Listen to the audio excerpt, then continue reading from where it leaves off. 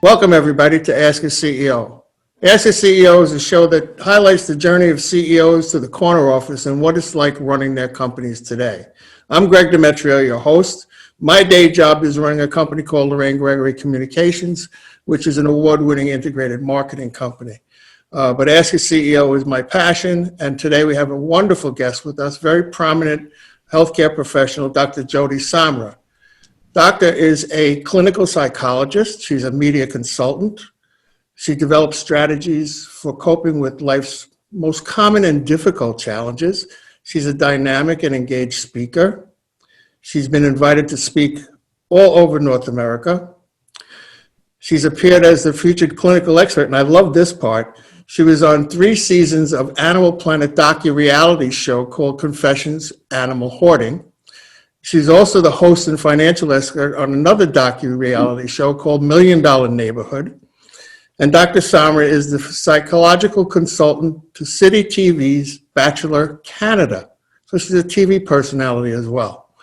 She's the past president of the British Columbia Psychological Association and past chair of the British Columbia Psychologically Healthy Workplace Awards Committee.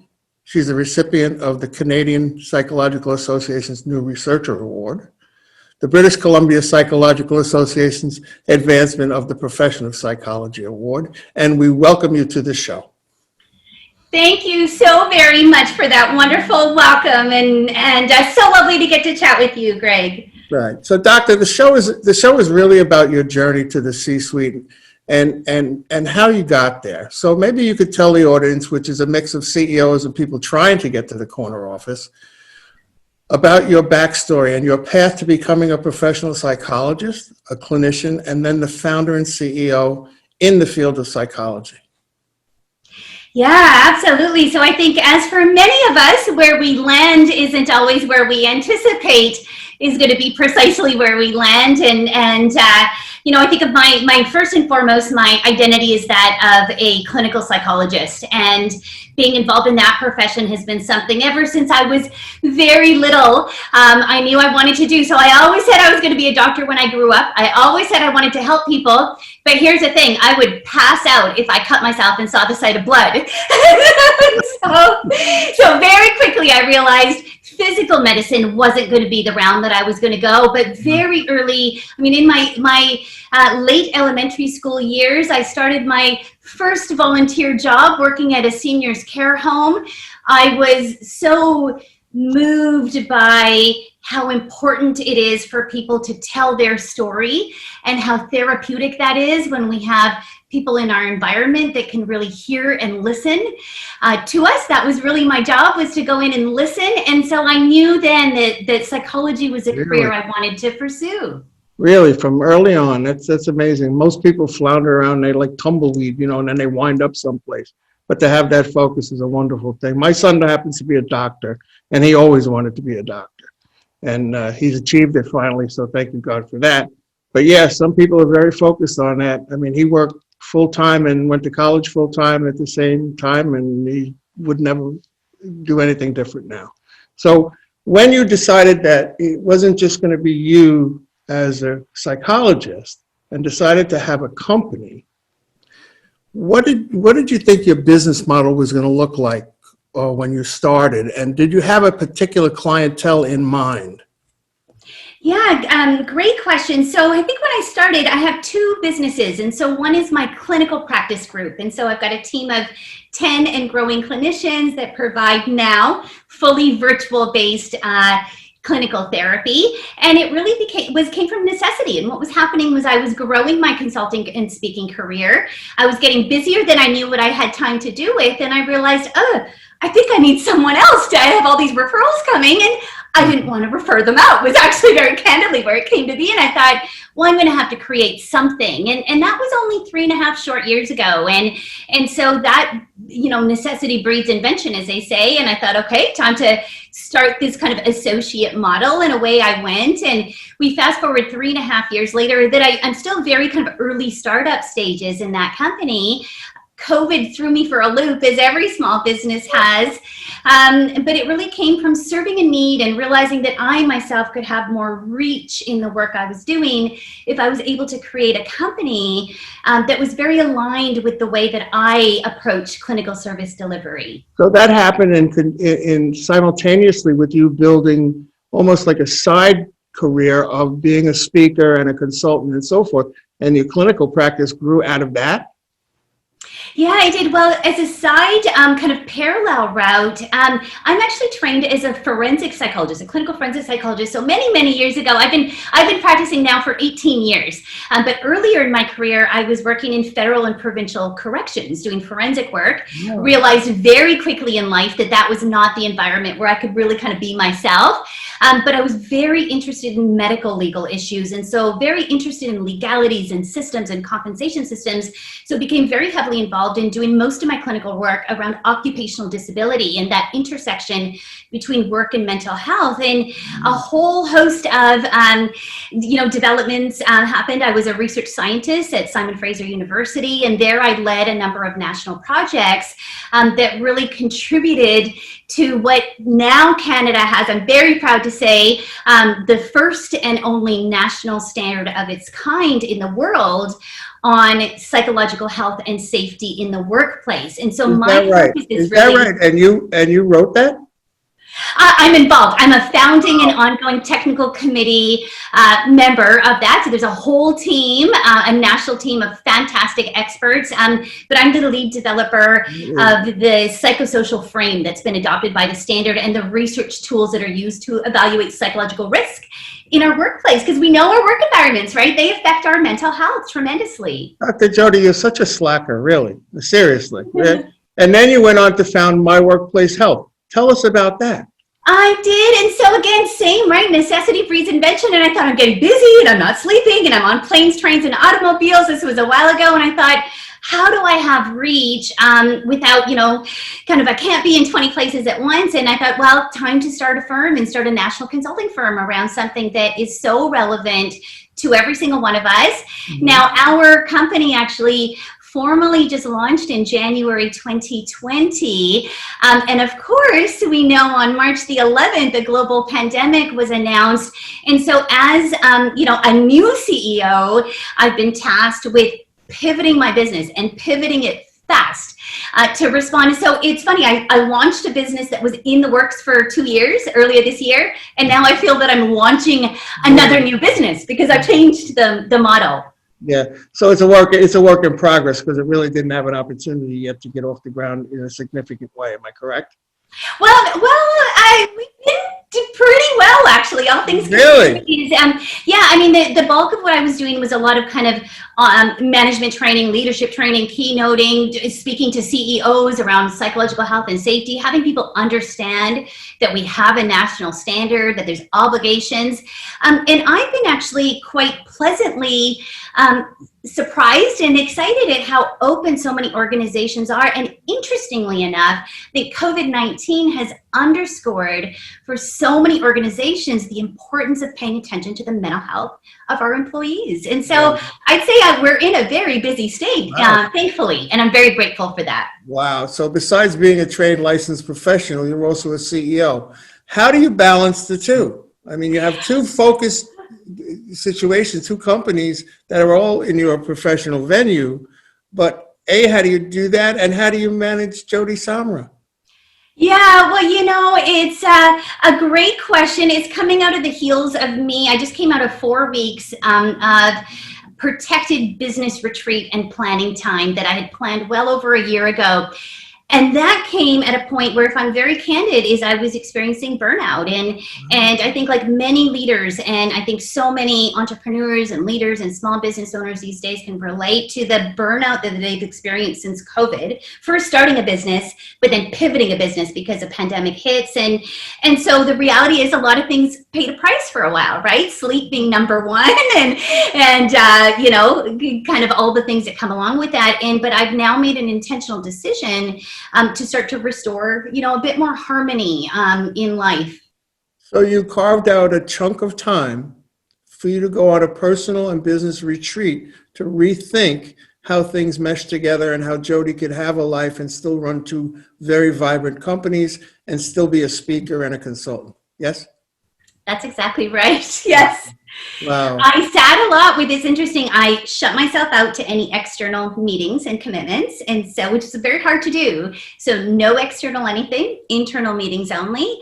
I limited my time on screen, had pen and paper, and gave myself an opportunity to step back and do a big picture evaluation of priorities. And I have found that emotionally and psychologically, but also strategically in my business, such an important thing to do. And I think so many leaders, and I had this self-talk happening this last month where I thought, my goodness, I have so many things to do.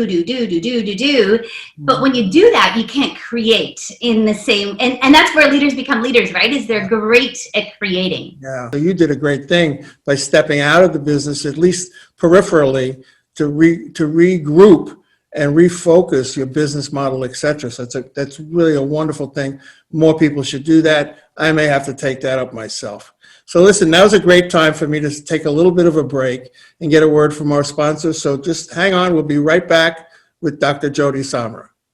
Want to get your marketing and advertising out to the widest audience with maximum effect? Check out Lorraine Gregory Communications, an award-winning agency telling personal and brand stories for more than 30 years. Tell your company's story with digital and traditional advertising and marketing. Visit LorraineGregory.com today. Okay, we're back with Dr. Joti Samra, the clinical psychologist and CEO. So historically, what marketing strategies have you used to attract new clients that build your business? Well, you may laugh a little bit at this, but up until the last 6 months, I haven't had any concerted marketing strategy. And I say that, some of the startup phase is just kind of figuring it out a little bit as you're going there, but really it became word of mouth. And so I did have marketing. I had marketing that was happening implicitly. And interestingly enough, now with COVID hitting, it's made our team kind of step back and reevaluate the way we're approaching now fully online virtual marketing. But my best marketing has been word of mouth and networking. And one of the priorities that I identified this last month in terms of my role as a CEO is to carve out time where I myself can be creating space to be able to have conversations like this one with others and learn and engage. Yeah. Exactly correct. That was one of the impetuses for starting the Ask a CEO, because I was having conversations with so many CEOs, and I always came away with a pearl that I could enact in my own self and in my own company. I just heard from you how valuable that sabbatical was. I may have to take a look at that, preferably in the Caribbean, but we'll see what happens there. But so tell me, okay, so now you work with a number of professionals, right? And how do you bring them together into a good employer situation, good corporate citizenship, good culture? How do you do that? Is there a particular goal you have in culture or running the company that way? Yeah, well, if I step back high level and speak for a moment about the National Standard of Canada for Psychological Health and Safety in the Workplace, that's a voluntary best practice guideline that we have, and really the leading international guideline now for organizations. And it has an aspirational statement, which is to create organizations where individuals' emotional and psychological health is promoted and where we protect employees from harm.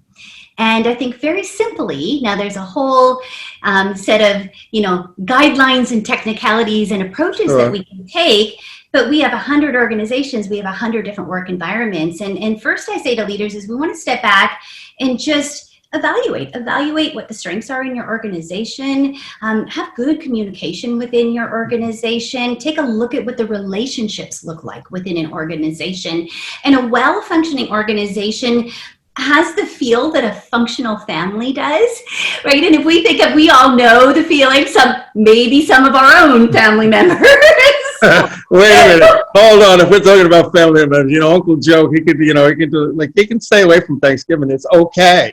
Yeah, and we know that feeling, right? When you go into a functioning healthy, respectful family unit, there's a feel, right? There's a flow, there's an ease, there's a respect. People can call each other out. You don't have to get along every day, and you don't have to like or love everybody every single day, but there's a respect and a civility that comes along with it, and a collegiality. And I think organizations are exactly the same. And we know that feel when we've been on well-functioning teams, that kind of ease and flow. And again, it doesn't mean you agree on everything. It doesn't mean you share every opinion. It doesn't mean you're best friends. But that feel, first and foremost, is what we want to achieve. And I think that's the heart of a healthy organization. Yeah, running a creative organization like our agency, there's lots of creative tension from time to time. But I always like to tell everybody, we've eliminated the drama. There is no drama. Drama will find the way out the door quick enough because we just don't tolerate it. We're very friendly. We're very collegial. People are respected. We have a lot of laughs. It creates an environment where you want to come to work. I mean, I've worked in toxic places.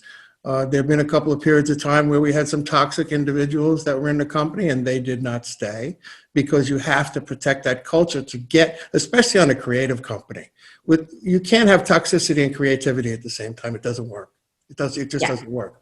So yeah, right. Go ahead. I'm sorry, Doc. Go ahead. Yeah, I was going to say, if we look at the other core elements, if we start to dismantle those elements, it's environments where we're supportive of struggles, right? And I think now more than ever, we're all experiencing different kind of stress and impact on our mental health. Yeah. If we can be in organizations where we're psychologically supportive of others when they're struggling, if we are in circumstances where there's good communication, where there's clarity in what's expected to be done, where there's civility, where there's respect, where there's good conflict management, right? As problems arise, are you solving problems? Are you looking for collective solution-focused ways to approach challenges? And are you doing things like giving performance feedback and constructive feedback and things that can help people grow, and doing that in respectful, kind ways? It makes all the difference in the world, taking that type of an attitude from the C-suite. Absolutely it does. I mean, I tell people, listen, life happens outside of work.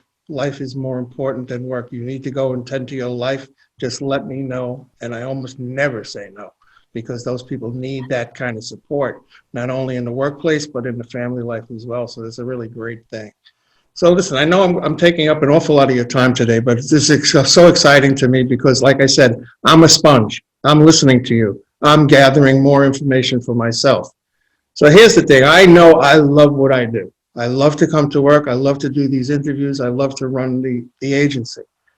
What excites you about your business in the morning? So much. I love people, and I find human beings absolutely fascinating. And I get the pleasure and honor of getting to delve into all kinds of systems and minds and approaches, and it's a different puzzle every single day. So I would say the challenge and the breadth of what I get to see and do. Yeah, it being different every day is just wonderful, right?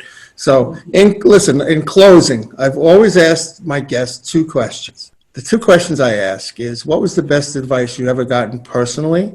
And what advice would you give to our audience of CEOs and those trying to make their own journey to the corner office? Well, I'd say the best collective advice, and there's lots of hard lessons that get us to learn this over the years, is to trust my intuition. Yeah. Our intuition doesn't fail us. Yep. Absolutely. Trust that gut. Trust that little guy on your shoulder that tells you, maybe, maybe not, right? So tell me, that advice is just as good for yourself personally as it is for my CEOs and the people on their way to this corner office. So I'm going to thank you very much, but I'm going to give you the floor now to let people know how they can get a hold of you and if they want more information. Absolutely. Well, our workplace consulting services and a whole host of free content. We've got free toolkits and videos and webinars on sleep and things that you can access at myworkplacehealth.com. And we've got a YouTube channel and Instagram and LinkedIn. And then drjotisamra.com is the other place that you can find our broader resources on resilience and mental health. And I really have put a huge value in my whole career on offering a lot for for free. So we've got lots of free content for everybody. Well, that's just terrific. That's certainly a very important way to give back, especially in your field. So thank you very much for being on the show. Stay safe, be well. I don't want anybody to miss the opportunity to see an Ask a CEO upcoming interview series. We'll have invited guests from all different types of industries all over the country and the world. As you can tell, Dr. Samra is from British Columbia. I'm here in New York, so it's a wonderful thing. Visit our gregscorneroffice.com for the full video versions, or listen on your favorite podcast platform by searching Ask a CEO. Don't forget, please subscribe and share far and wide. Thank you. See you next time.